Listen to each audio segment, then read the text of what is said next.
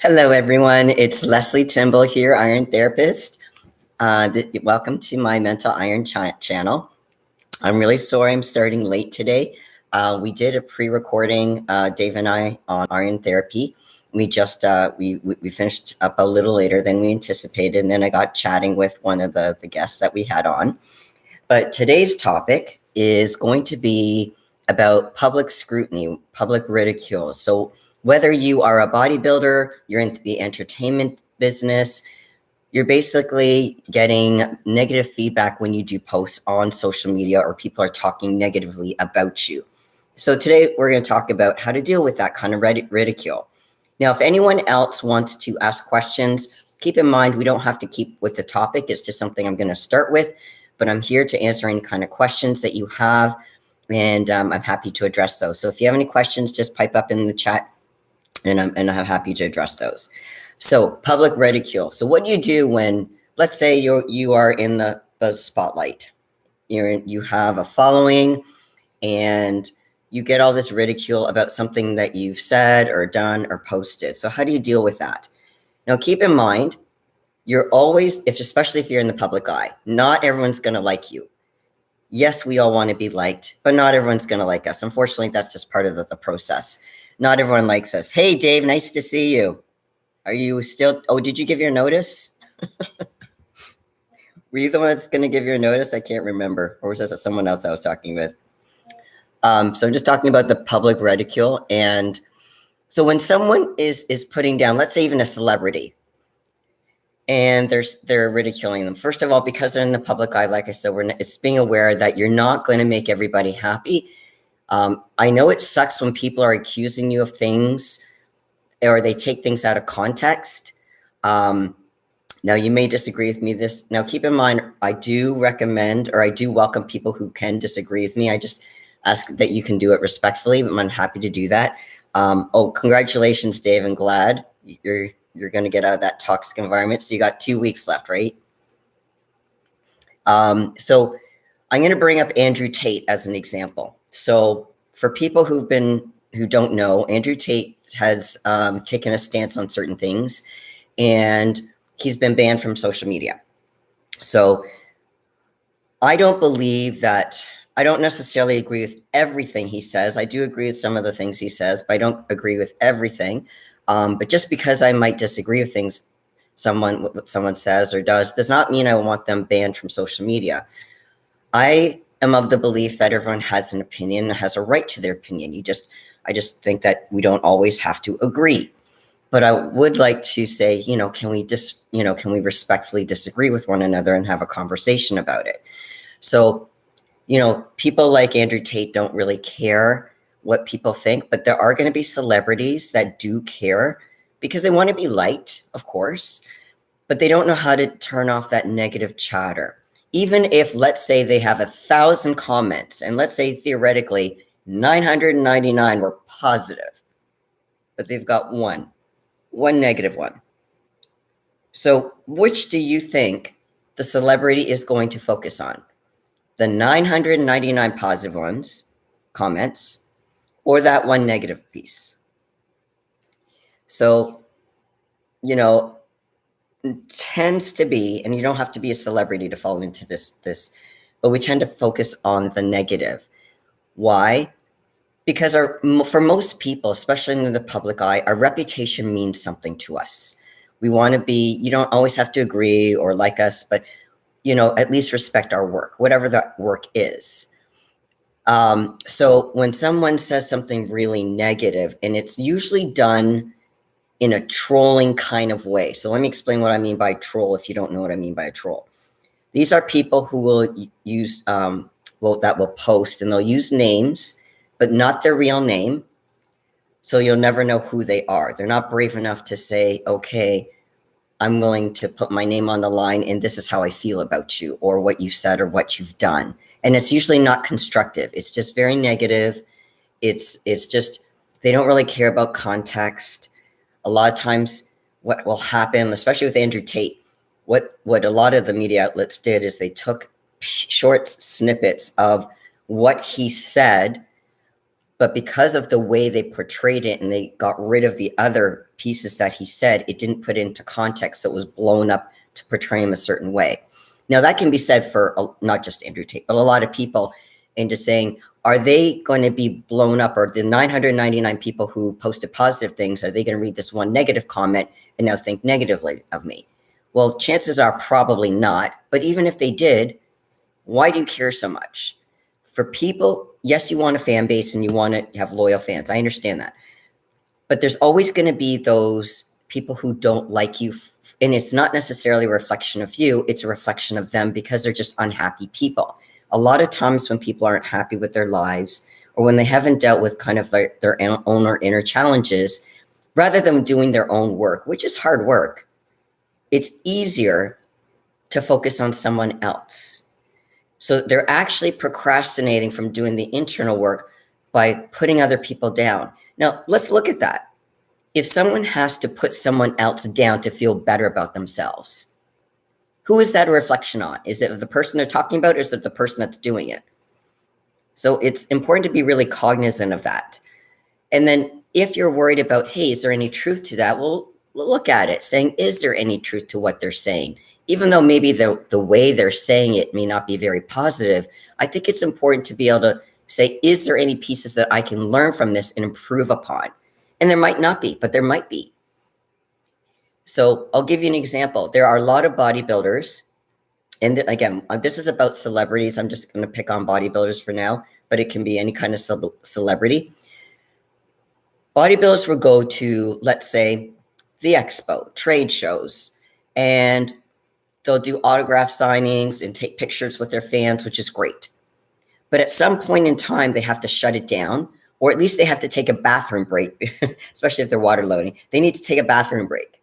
But the next person in line is insulted that they couldn't wait one more person to take a bathroom break. Well, they've got a bladder, guys, so they're coming back. Now, it might come to the point where they're not all going to be like Jay Cutler and be able to stay to the very, very, very end. Let's say they have to hop on a plane and they physically have to be at the airport at a certain time, so that they have to close the line down. Yes, it sucks that you didn't get to spend time with your let's say, this particular bodybuilder or celebrity, but it's respecting they have a schedule too. It's unfortunate. These people have lives. They're trying to spend time with their fans, but if they don't, and then that person in line, or those people in line that don't get that picture with that person that they're lining up for, they can be posting all this negative stuff about the whatever the celebrity is, whether they're a bodybuilder or entertainment or musician or whatever, but they're a celebrity in some form. If they're an actor or an actress. So it's about putting things into context, to saying, maybe they left for a good reason. Keep in mind, they know that they wouldn't be where they are if it wasn't for their fans. Could we make every fan happy? We would want to. Certainly we would want to, but is that realistic? Maybe not. So when people read negative things about themselves, put it into context to say, hey guys, I wish I could have been there. And if you wanted to do a post or a little video about it, you can, and people can either accept it or they don't. But then know that you did what you can. You said a genuine apology. You couldn't stay because, let's say, you had a flight and you couldn't stay longer. Okay, that's life. People have to accept it. People won't always like your choices, and they may not respect them. But if they're loyal fans, they will. If they're people who are being trolls, they're just doing it to basically, because they're unhappy with their lives, they want to bring you down. I'm not saying that's right, but I'm saying one way of dealing with public ridicule is seeing the source of the problem. Is the source a troll, or is this a source that felt hard done by for some decent reasons and maybe wanted an explanation from you? That's a different story. And keep in mind, people don't do, like I said, when it comes to dealing with ridicule, and especially when you're in the public eye, you have to have a bit of a thicker skin. Not everyone does. I appreciate that. But it is important to have a bit of a thicker skin. And I mean, taking some negative feedback of some sort.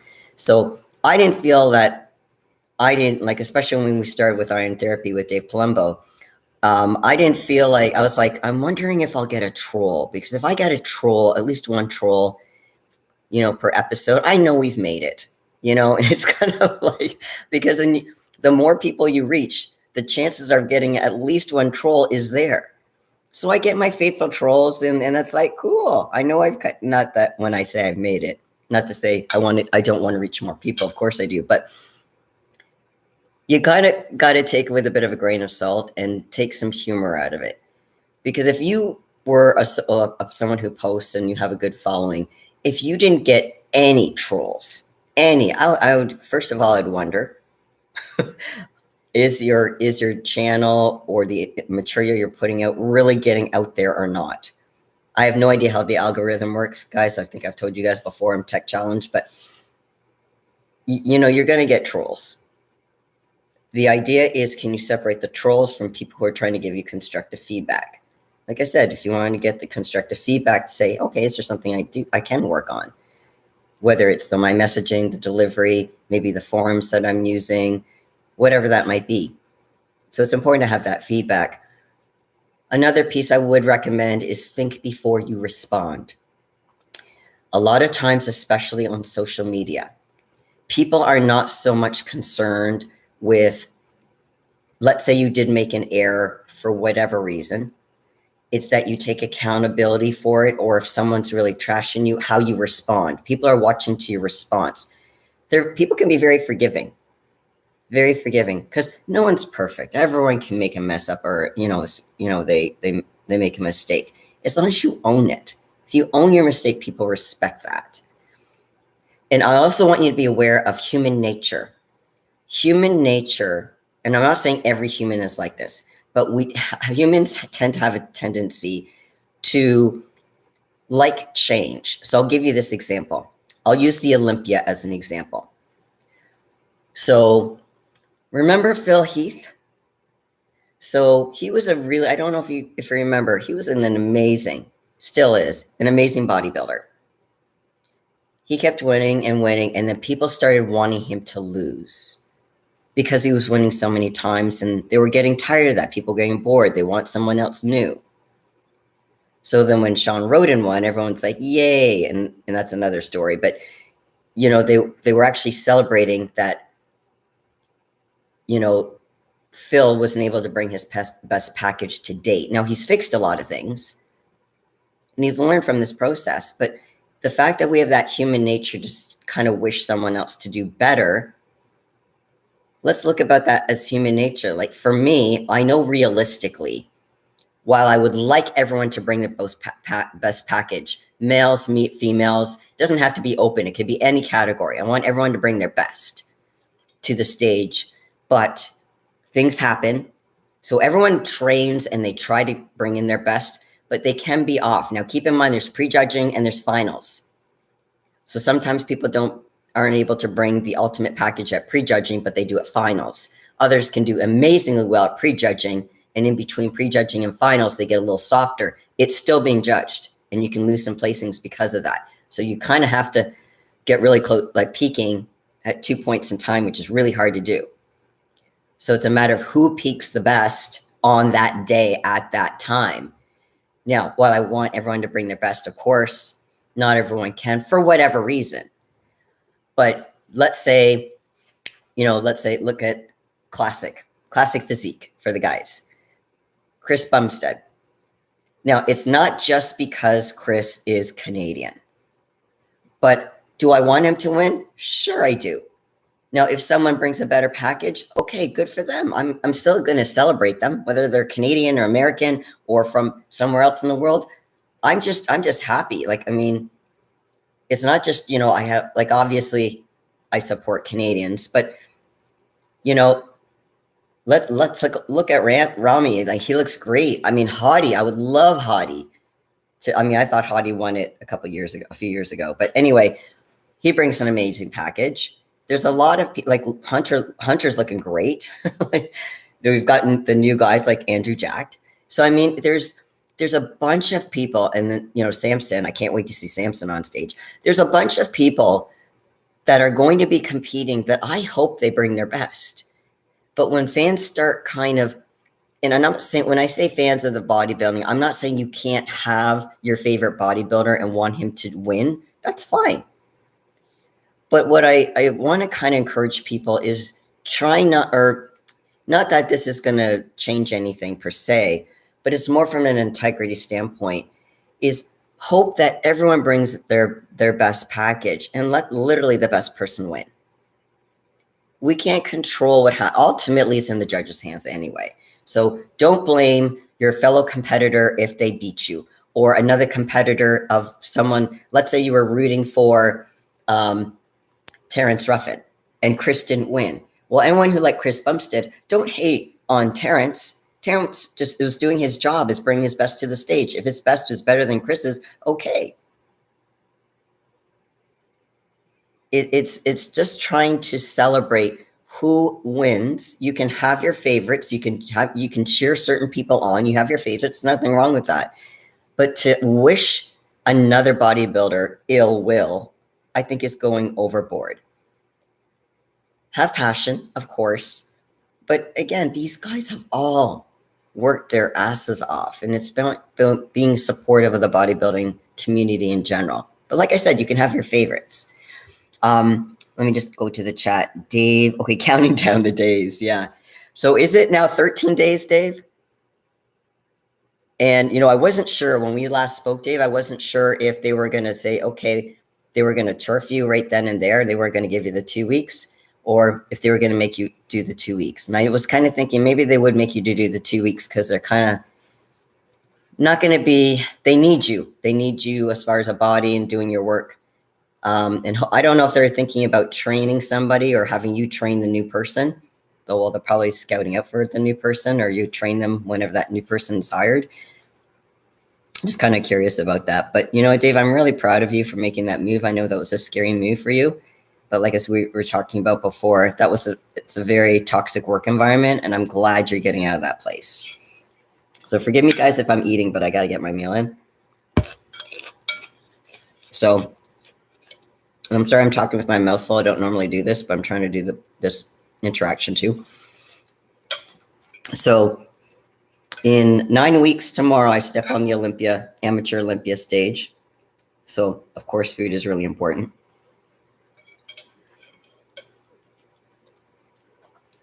I placed first in opens and masters women's physique at my regional show. So I'm happy about that. But I want to bring a much tighter package. So I know what I'm capable of, and I have 9 weeks to show you guys what I can really bring to the Olympia stage. So I'm excited about that. Now, the show for the amateur women's is on December 13th. That is on a Tuesday. So I told Dave today that the Monday, which would be December, what did I say? December 12th. December 12th would be the Monday. We'll either do a pre-recorded show for Iron Therapy, because the day before the Olympia, I'm going to be busy with the tanning, fine-tuning the posing, getting my legs up against the wall, trying to rest a little bit, getting ready, doing all that fun beauty prep before the show. So probably won't be able to do Iron Therapy. Like I said, if anything, we'll do a pre-recorded show if we can. But I won't be doing this Mental Iron live the day before, like I said, just because there's so much going on the day before the show, especially the Olympia. But I will be able to do it the following week. So I just wanted to give you that heads up. There will not be a Mental Iron December, whatever that Monday is, December the 12th, if I'm correct. Hold on, let me check. I'm a stickler for dates. Let me see. So the Amateur Olympia, yes, December 13th. So December 12th, there will be no Mental Iron episode, just because it's the day before the show, and this is a big one. So I really want to be rested up for this one. But we will definitely talk the week after. About 12 more days. I wish they would have said, okay, you can go. I'm having to train a fellow coworker to fill the gaps. Okay, I thought they would.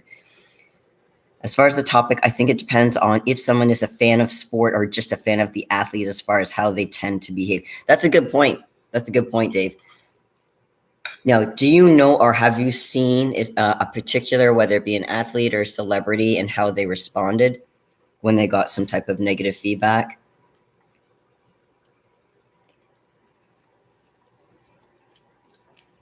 I would love to work with Will Smith, actually, because I do a bunch of different type of counseling, so I think I could help him.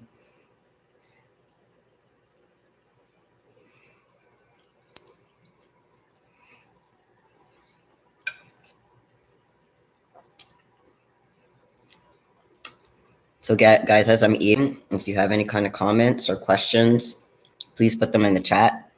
He definitely needs your help. Yeah. Now, I don't know if Will Smith is actually talking to a therapist. I would assume he is. But sometimes a change in therapist can be helpful, different perspective. But if he likes his therapist and it's working for him, then stay with your therapist. But I would like to try to work with him, to be honest. I think I could make an impact. Rajiv, how are you doing? Nice to see you. I like to see the familiar faces.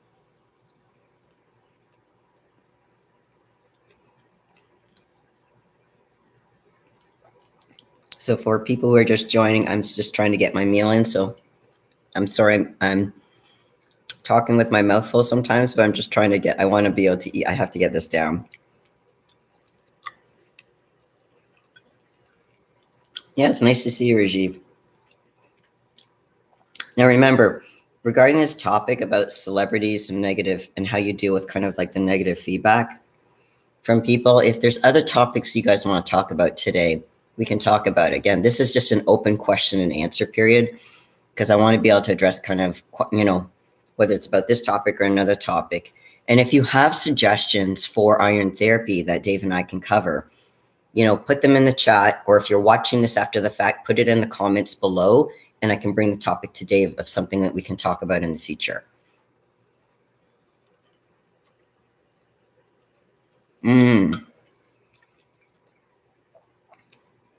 Dave, great question. Okay, how's my diet changing post-show and being in between for your next? Right now, it's called post-show rebound. So this helps with my workouts because I get to eat a little bit, actually quite a bit more than I normally, definitely more than I was. That's for a period of time. How long, I don't know. Because once that switch, what happens, I check in with my coach. And based on my feedback on my coach, he might be saying, okay, this is what your meal plan is starting tomorrow. So at any point in time, the diet can change and I can go right down back to a whole bunch of fish. Now I do have fish once a day, but it's only once a day right now instead of, I don't even know how many times I was having fish before. And it was like 4 or 5 times a day. I like fish. I do, but I like the beef right now. So what's different? So before, right now for breakfast, I have not 1 egg, but 2 eggs. And instead of 2/3 cups of egg white, I have a half a cup of egg white. So that's a bit of a difference. So my calories go up because I have more eggs, and the fat content's a little up because I have more yolk than I did before, because before it was just 1 egg. The other thing is with my oats, before I was doing 30 grams of dry oats, now I get 45. Again, this can change on a dime because I submitted a check-in for my coach. So at any point in time, he can get back to me today and say, okay, either continue this plan and check with me on whatever day, or he might be saying, starting tomorrow, this is what I want you to follow. So that's from a diet perspective. Now before, okay, let me do the diet before I talk about cardio. So before the diet, so I get more ground beef. The quantities are the same, but my protein sources, I have more fat. So I have the ground beef. I have salmon. I love the salmon. I get the salmon from Costco. The salmon from Costco is really good. And I put this seasoning on it that I just love. Again, but once that gets cut out, I'm not going to be seeing salmon until probably show day. So if that. So, because it's a fattier fish, even though it's healthy fat. And I do take my omegas. An additional supplement. I take these gel capsules of omega-3s. But so I have salmon. What else do I have? And I have chicken twice a day. Yeah, the chicken breast. Yeah. Now, as far as the carbs, my rice. Before I was doing 70 grams. Now I get 70 grams one meal and 90 grams of rice for 2 meals, and that's pre and post workout. The other difference is my last meal of the day, I have 100 grams of chicken in my salad. I also get 1 egg. So again, I get a little bit more calories and more fats. So this helps my workouts, get through my workouts, and I can push harder. Also because we call it the post-workout window. And that can vary from person to person, how long it can go. And what we mean by the post-workout window is the amount of time you can eat the increased calories before your weight starts going up. My weight still, it's either going down a little bit, and I mean just a little bit, or it stays the same. So again, I check in with my coach and they let me know what I should do and what I should adjust. Before, I was doing twice a day cardio. Right now, I should say knock on wood, because my trainer might give me a message after this, and who knows if they'll say twice a week. But right now it's once a week. Right now I'm back to, after the show, it's my fasted cardio every morning. And that's actually only 6 days a week. So again, can that change to 7 days a week and another cardio session? Sure. I never know when it's going to change until I get them after my check-in. I get my feedback from my coach. So I go by that. So that's the diet. So, and as far as when, like I said, Dave, when you were asking me about how's my diet changing, I never know when it's going to change until I get that message from my coach. So it's hard to, and the reason why the coaches can't give me a plan ahead of time is because it totally depends on how my body's responding. So when I do check-ins with my coach, I don't just give them my weight, I give them pictures so they can see where am I holding, water, where am I holding, maybe fat or, whatever. See how my body is changing and seeing what's acceptable. I've got 9 weeks, so I've got time. So the idea is you write it out as much as possible. But if my weight stagnates or if I start gaining weight, then we need to drop the calories. So then the post-workout window is done. And then we have to really cut it back and really get conditioned. Because conditioning, I really want to bring a different level of conditioning to the Olympia. So I hope that answered your question, Rajiv. It's 1:15 a.m. Oh my gosh. Just got back home from the gym, had my last meal, and did my GH shot I'm watching. I still haven't done GH. Rajiv, I can't do GH, but I hear wonderful things about it as far as it can help your skin, your hair, a whole bunch of positive things. I'm 44 and decided to do my last show next year. Okay. So Rajiv, what show are you going to do? Oh, actually, the shows haven't been released for next year, have they? I don't think they usually aren't released until, I think, January. But if it's based on the same schedule as this year, do you know what show you'll be doing next year? Dave, did you celebrate your win with chocolate? Dave, what didn't I eat? Let me tell you, after the show, okay. After the show, backstage, they had donuts. The promoter had some donuts, and they had these little chocolate bars. They had these butter tarts. So yeah, I took, a lot of that, and I had some chocolate, and I pre-ordered some cookies through the promote, some these big cookies. Actually, they were really good, but you microwave them. And then the day after, so my show was on a Saturday. Sunday, I enjoyed eating a lot of garbage food. It was lovely. I started with, I don't know, do you guys have Panera Bagels in the US? It's a bagel place they have in Canada, and I don't know if it's in the US. But I get the ones that have, it's called Cinnamon Crunch. So it has cinnamon on it, which is healthy. The not so healthy is the brown sugar. That's what makes it really good. And if you microwave it, for like 10, 15 seconds, and it's nice and soft, it tastes so good. And you have to have at least 2. The first one you just scarf down. It's like you don't even taste it because it's like a vacuum. Well, for me, it's like a vacuum. I just like, choop, okay, it's gone. I didn't even really taste it. Okay, I have to have the second one to really taste it. So you have to have at least 2. That's the way I say it. It's called rationalization, by the way, guys. So yes, and I did have some chocolate, some cookies. But what I had more than chocolate was my daughter made this carrot cake. I'm carrot caked out right now. So I don't think I can have another piece of carrot. Like I've been good. I've been back on the diet, but she made this huge slab of carrot cake in with this good cream cheese icing. It's like my favorite recipe. It's so good. I don't know if you guys like carrot cake, but I had like more than one big piece of carrot cake. So that was really good. My dinner for after the show, I went to this place, I think it was called CJ's in Coburg. So they're called butterfly potatoes. What butterfly potatoes are, I want you to picture that, I don't know what the proper term of it is, but it's kind of concave and it's got this round thing like a pizza. where you put a pizza, like a pizza platter, but instead of a pizza on it, it's all these homemade chips that are like really curly, like thin chips that are curly, not a curly fry, but homemade chips covering this big pizza kind of platter, and it's heated and they bring it to you. So I ate some of it and I took the rest home. And by the way, when I put it in the oven, it tasted really good. And then I had a Reuben sandwich. So yes, I ate quite a bit. So I enjoyed myself. And then I was back on plan on Tuesday. So it's about staying on track. Probably won't have another cheat meal until the show. So I've got 9 weeks tomorrow. Now, maybe I'll get a refeed. So the difference, guys, if you don't know, the difference between a cheat and a refeed is a cheat is something that's fairly unhealthy. That's usually unhealthy. So that can be, so chicken is healthy. Chicken wings is not healthy, okay? So not that I'm a big chicken wing fan, but if I had chicken wings, that would be a cheat. Or for some people, some coaches will let them have a burger and fries kind of thing. So that would be considered a cheat.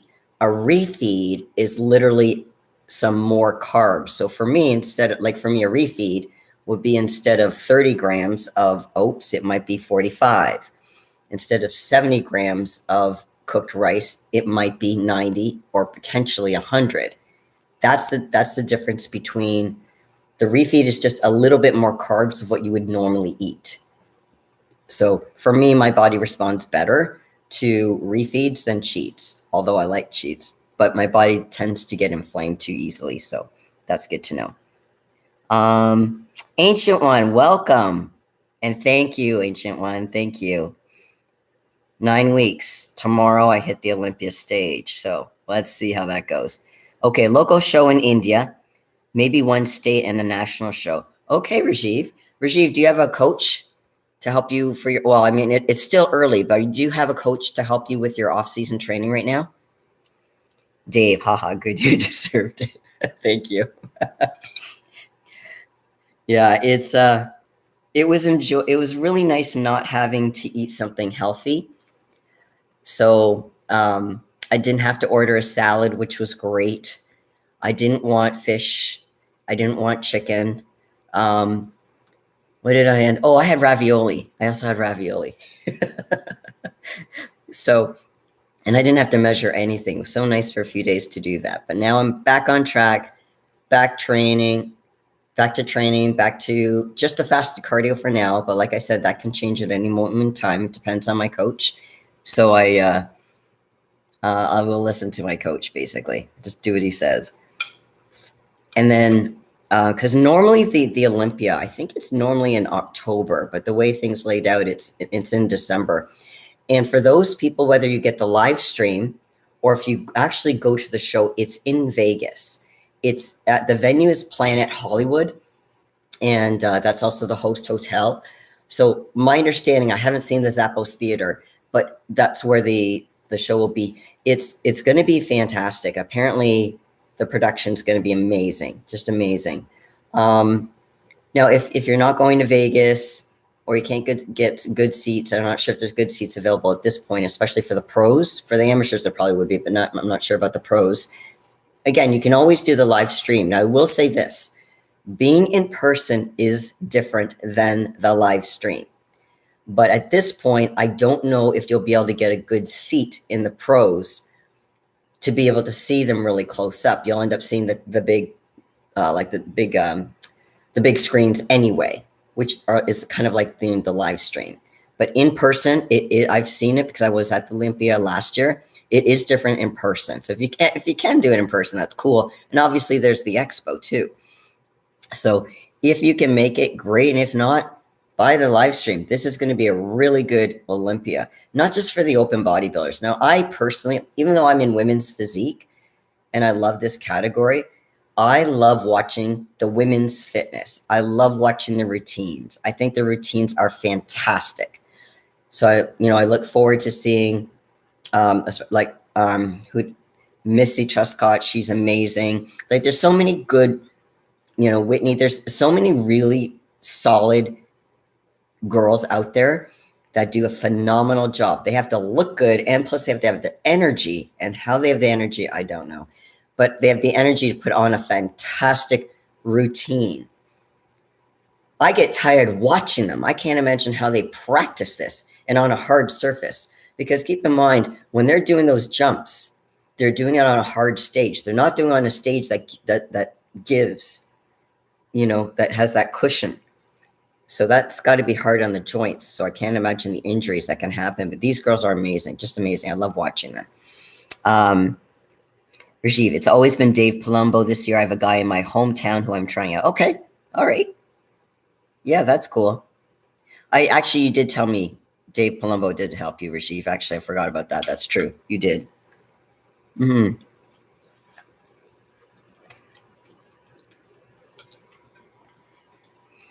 Now, the guy who's helping you out in your town, is he doing just the training part, or is he doing the work? Or sorry, is he doing your training and your diet for off season, or is he just doing one? I wasn't sure if he's doing both or one.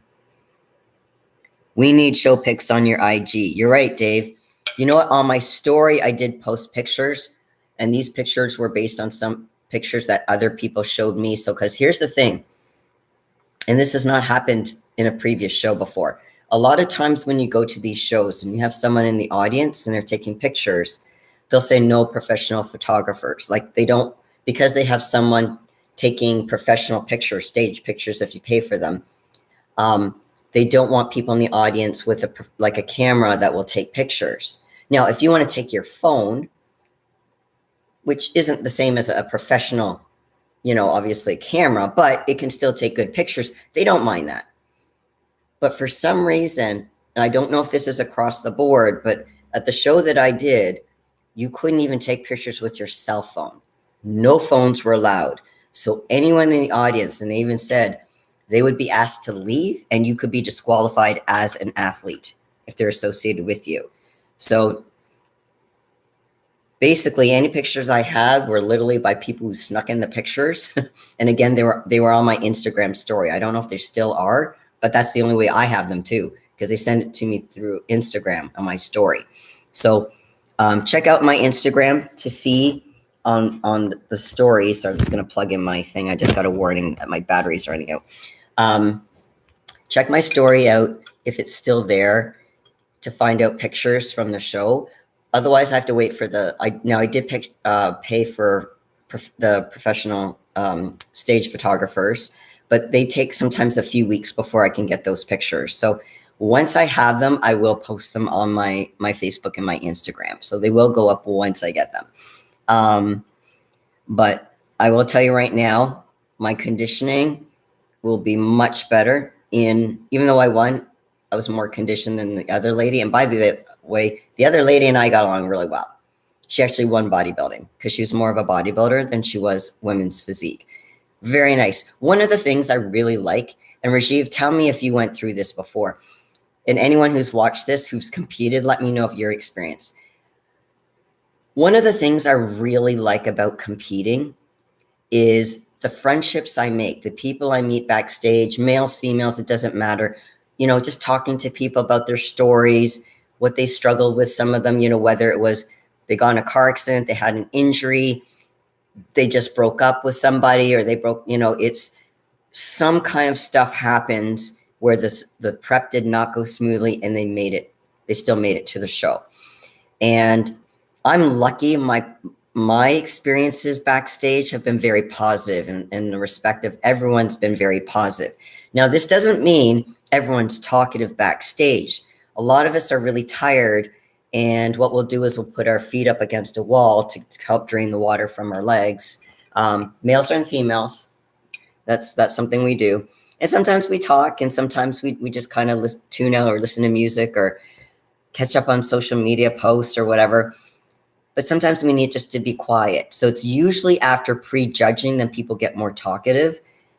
And it's we don't see each other as the enemy. I know it sounds awful. Now, when we get on stage, something switches and we just focus on, you know what? Yeah, I'm here with some people and I'm competing against them. Do I hate them? No, of course I don't. Of course I don't. I don't want there to be a small class. I want there to be more women I compete against. That's also why I'm going to be doing the Amateur Olympia. You better believe there's going to be more women up there. And it's going to be tough competition because there's going to be the best of the best up there. I was there last year. I didn't make first call-outs last year because my carb up didn't go properly. We over-carbed. But at least I know that. But it also gave me time to work on my legs, which I still have to work on. But that's okay. Keep in mind, it's the journey. Yes, we want to win. Yes, I want my pro card, but it's about the journey. And that's really important to keep in mind. And part of the journey for me is all the friendships I've made. And again, with both men and women, we all support each other. The women tend to stay together a bit more. The men are kind of in a different area. But then, as after prejudging, there tends to be a bit more chit chat with some. But keep in mind, people also can't wait to get out of there, to drink some water, be with their friends and family, go out and eat. That's fine. That's absolutely fine. But we do get chit-chatting and talking about things. And I just like that. I really like that camaraderie because you get to be talking with people who get it because they went through that experience too. And they know how tough it is. So that's one of the things I really like about competing is the friendships. Rajiv. Okay, just the diet, sups, and cycle. I'm dealing with a few injuries right now, so I have a great physiotherapist, who's helping me. After November, my coach might help me with my leg training. Okay, cool. There's a trainer at my gym at Pure, and you guys might know him or heard of him, Mike Van Wyck. He is an amazing trainer. If I could, I would see him a lot more. I'm going to Vegas. He's going to be here, so I'm going to be sad to leave. But I'm going to be happy also to see my friends in Vegas. So it's kind of a mix of feelings because I have some friends here at Pure that I really like. Pure Muscle and Fitness in Burlington has a ton. If you want to do legs, Rajiv, oh my gosh. How many leg machines do they have? Leg presses alone, they have to have at least 12. Okay. If you want to do leg day, you won't have a problem with a machine. There's tons of machines. I mean, they have other machines as well. I love Pure Muscle and Fitness is a great gym. I love it. Ancient One. The routines are my favorite part of the show, even the men when they're good, and especially when they pick cool tunes. I agree, Ancient One. You know what? There are certain guys like Terrence Ruffin. He does such a great job on his posing and his routines. They're just very smooth. I'm not saying he's the only one, obviously, but there are certain people when they do routines, and like you said, not just the women, but the men, and they're so graceful with their transitions. It's beauty in motion to me. I just love it. They make it look so easy. It's not. Well, for me, it's not because I'm not naturally smooth. I have to work at it, and I still have to work at it. But Terrence Ruffin is so smooth, and I can't wait to see his routine this year because I think he does a great routine every year. And again, it's not just him. Logan Franklin, he does good routine. I mean, there's a bunch of people actually who do good routines I enjoy seeing. And Rajiv, by the way, seeing a great physiotherapist is really important, especially with injuries. Usually most guys are pretty intense. I'm usually excited and taking pics with the co-athletes and fans. Sometimes with the guy I know who I know will win the overall. Yeah. I've been at shows where I'll say, okay, that person, I can just tell that person's going to win. Like, unless they're a horrible poser, backstage I can tell by their muscle bellies, by their conditioning, by the density of the muscle, who's going to win. And especially in my category. But if someone beats me, I'm shaking their hand because I know how hard I work. So if someone beats me, I'm going to shake their hand because it's like, you did me, girl, good for you. Like, I'm happy for them. I'm a little sad, but I can get over it because it's a learning experience to say, okay, how do I up my game? So yeah, I agree with you. Hey, Dave, nice to see you. Hi, Lesley. What are your thoughts on Callum? Looks like jail time. No legs for me, Lesley. Another knee replacement. Shoot. In the new year, eh? Holy moly, Dave. Okay, so thoughts on Callum. Callum keeps effing up, okay? My heart goes out to him, but he has to put an effort in.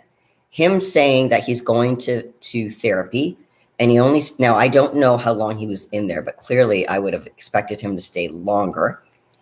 The fact that he's out and about and he's still making bad choices, my thoughts are he's not going to get better unless he gets away from some toxic people. And what I mean by that are people who are enabling him to do those certain kind of behaviors. Now, he's choosing them, okay? No one is forcing Callum to do anything. He gets to choose. I would love it for him to find the strength to choose different, healthier people to be with. So a social network to be more encouraging, to keep him on the right track, to have healthier habits and not bring him into that partying lifestyle, as well as a professional support, at least one, to keep his mind right and give him strategies. Because remember, when someone is drinking or doing drugs or whatever this kind of behavior is, it's to mask something. It's to, consider it a procrastination technique. Instead of dealing with, in this case, Callum's stuff, it's easier to forget about it. It's easier to get lost. It's easier to get high. It's easier to avoid. Okay, it's easier, but is that the right thing to do? And he's constantly making similar choices, and I'm worried about his safety. Like, I'm worried about the worst case scenario for him. Do I want the best for him? Yes, but he has to be a participant. He doesn't have to have all the answers, but he does need to have enough willpower to pull himself out and contact some healthier resources to help him. Because I would have a hard time believing that his true friends and family don't care about him. They probably have come to a point, I would assume, I haven't spoken with them, but I would assume, because I've spoken with a lot of people, addicts and their families, where the families want to help that family member. They really want to, but that family member has lied to them so many times and taken advantage of them so many times. There's a point where we all have a breaking point, and it's just saying, I can't do this anymore. I can't keep in contact with you. I can't witness you making these mistakes because it hurts my heart so much. So I understand why sometimes people who might care about Callum have to pull away, because it's too hard for them to see someone they love, or very, at the least, care about, damaging themselves in this way. They're hurting themselves, and they're continuing to do it. And it's hard to see. It's like, when you see a parent and a child, and the parent's watching now their adult child making a huge mistake, but they're grown up, and it's about taking some level of accountability. Would I like Callum to take some accountability? I would. I'm not saying he's not scared. At some moments, I think I would have to think or assume that there might be times when Callum does wonder, hey, is there another way out? Maybe moments of this. It's about timing, and if you can get to talk to the right person to do that, and then extracting himself from the partying. I'm not against people partying per se, but for people in Callum's case, partying is not going to help him. It's just going to introduce him or encourage that negative kind of behavior, procrastination of dealing with his stuff and making things worse, because it affects his judgment, stuff he puts in his body, his actions, how it can affect other people. He's not just harming himself, he could seriously hurt another person or people. So do I hope he gets the help? Yes, I do. Do I think, but again, he has to be somewhat of an active agent on it. Now, Dave, if you have a different opinion on it, I do welcome any kind of feedback, or anyone who's watching this, by the way, anyone can participate. People can, again, I want you guys to feel free that you can disagree with me. You don't have to troll me, but you can disagree with me when we can have a healthy discussion. I'm still going to like you, whether you disagree with me or agree with me or disagree with me. I want to encourage that healthy kind of conversation. But if you guys have other input on that, please feel free to do so. Ancient one, winning is a reflection of how well the journey went. It is, but people who don't win sometimes the journey, keep in mind, people can do their absolute best, bring their best package to date, best prep they've ever had, best results, best conditioning, round muscle bellies, and they don't win. Does that mean the journey was not a successful one? Not necessarily. Winning can be, obviously, it's very validating because you get that external validation with the win. But it's also knowing, did you bring your best package? Now, if you've ever watched Fuad show Bro Chat, on the Bro Chat. Now, I don't know if it was Ian, it might have been Ian Valier, where he would say, there was a question asked. They do this question and answer thing on Bro Chat too, where people will submit questions to the guys and they'll answer them. And one of the questions had to do, would you rather, if you didn't bring your best package, but you won, versus you brought your best package, but you didn't win, what would you prefer? Now, I could be wrong, but I think what Ian said is that he would be happier if he brought his best package, even though he didn't win. Because in his head, he knows what he brought to the table. Because if he won and it wasn't his best, even though it was better than the other people, it's not as satisfying as a win. I don't know if that makes sense. If you guys remember differently, feel free to pipe up. But yeah. Ancient one. Terrence Ruffin is this era's Robbie Robinson. Yes. Yeah. Robbie Robinson. Who else was really good in that era? Chris Cormier. Who else had Lee Labrada? Was he in that era? Hold on. Lee was good. Who else was good? Oh gosh, there's so many of them actually. There were a lot more back then than there were today. As far as really talented posers.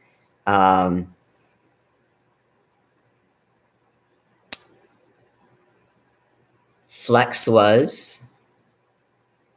Who else?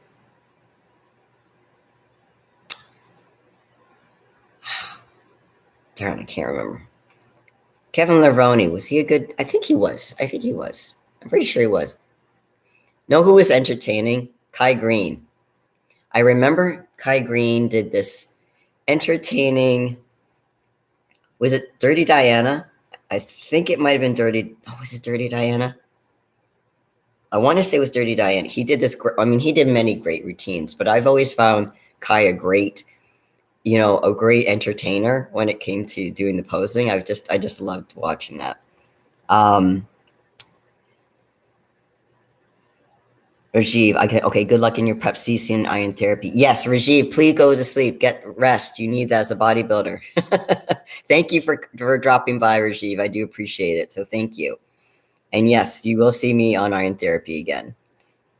And I'll be back here next week, by the way, on Mental Iron. So sweet dreams and grow. That's the idea of sleeping, is you grow your muscles. Awesome. Okay, does anyone else have any questions or comments before we wrap up today? Just realized I forgot to eat. Okay. So yes, I'm back to sugar snap peas, guys.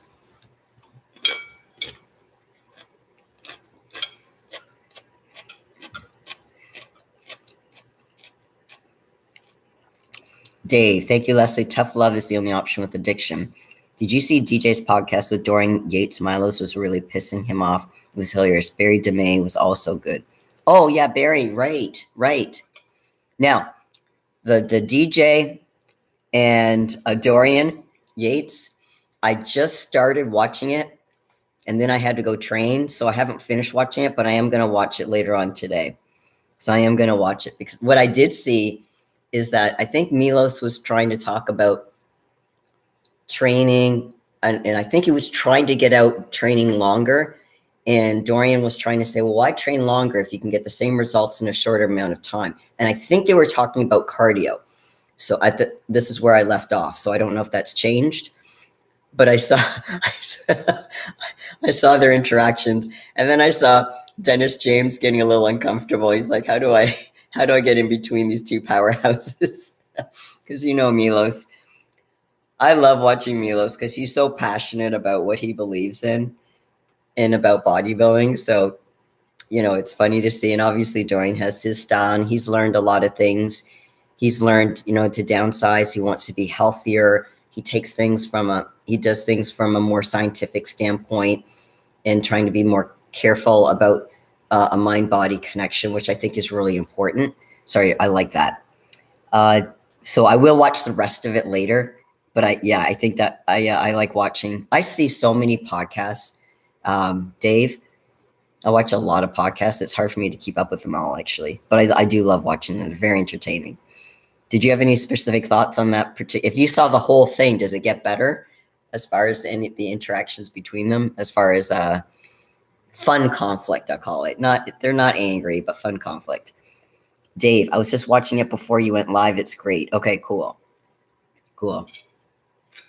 Another podcast I watch is I don't know if you know of Xavier Wills in Desktop Bodybuilding. He does some really cool stuff too.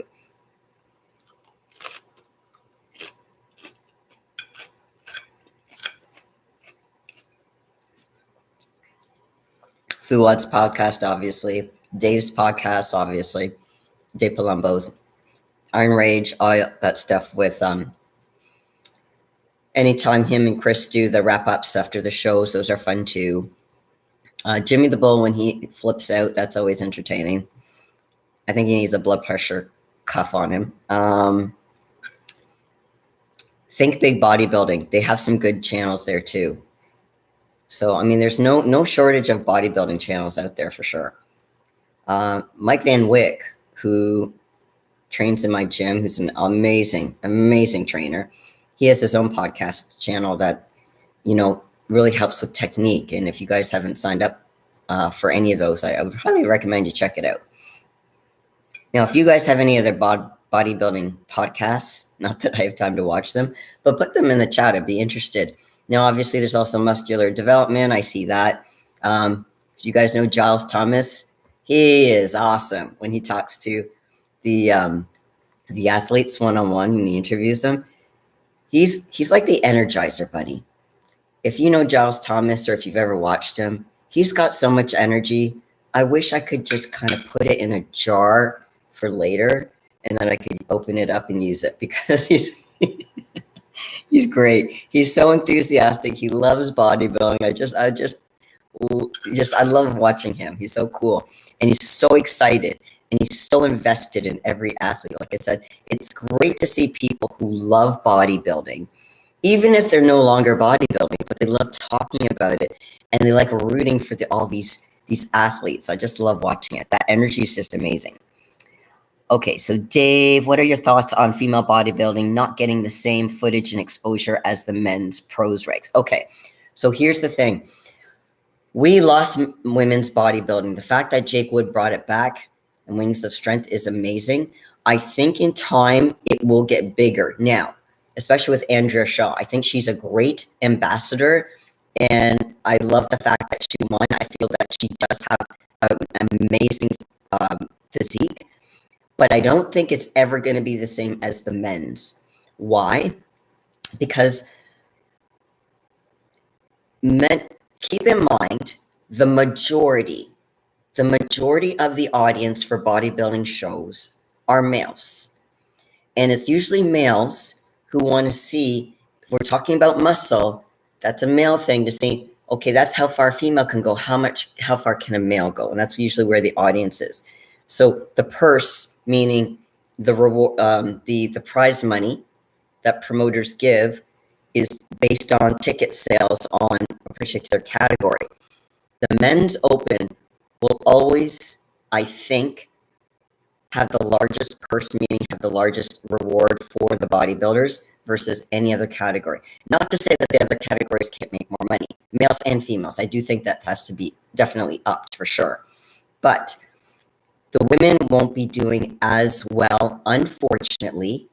And I think, again, it's because the men would prefer to see more muscled men than the muscled females. That's my opinion.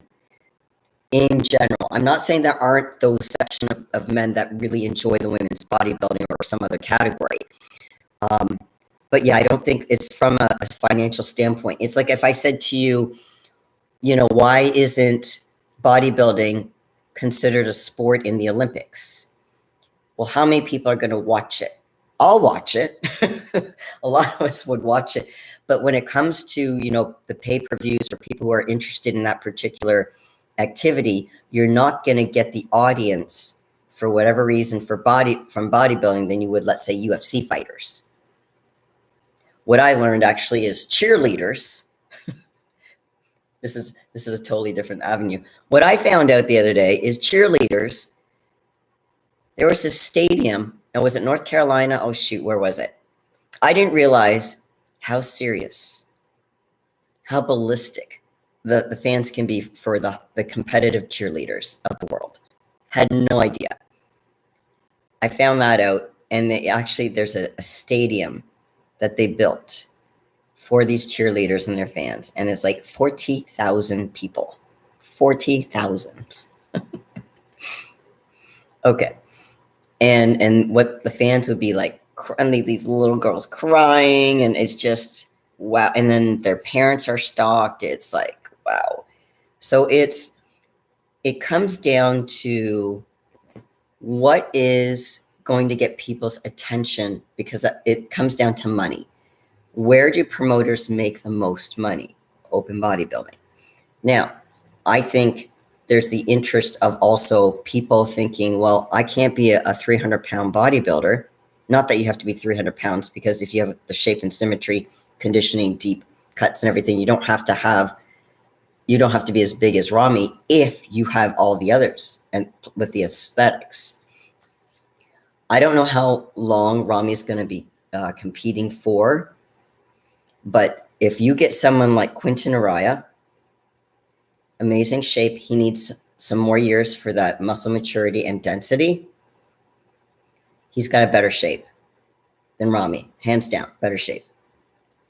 But he needs to get on more muscle to be more comparative to Rami. So, but having said that, a lot of people may not necessarily want to be that, but what they would say is, I want to be like Chris Bumstead.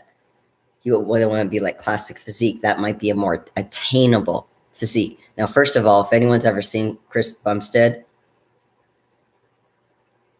huge muscles. Most of us can't get there anyway. But I mean, just overall, the look, the aesthetics, it's more attainable for a lot of guys to try to aim for, let's say, a Chris Bumstead versus a Rami. So do I think the interest for men's physique, classic physique, could be higher?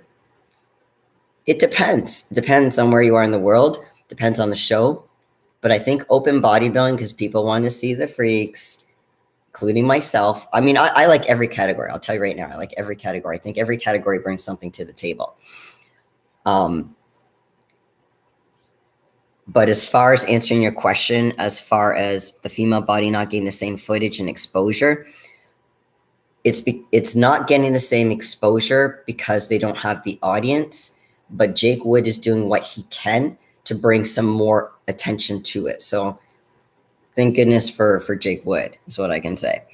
Now, if you have any thoughts on that, Dave, I'm happy to hear that. Was there anything new you learned from this bodybuilding show versus your previous shows?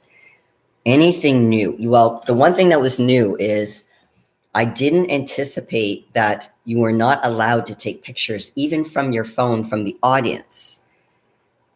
Usually, like I said, if someone had a professional camera, they don't want that in the audience. So I understand that. But if you just have a phone and you're taking pictures of your friends, you weren't allowed to do that at the show. And I've never had that in any other show. We were allowed to have you take pictures from our cell phones. Again, as long as it's not a professional camera, we were allowed to take pictures. So that was something new. But as far as an experiential thing as a competitor, what was new? I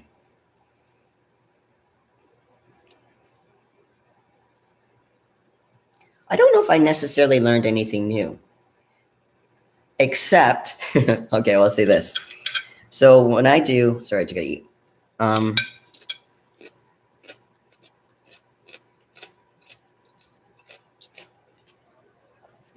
Before going on stage, people do warm-ups.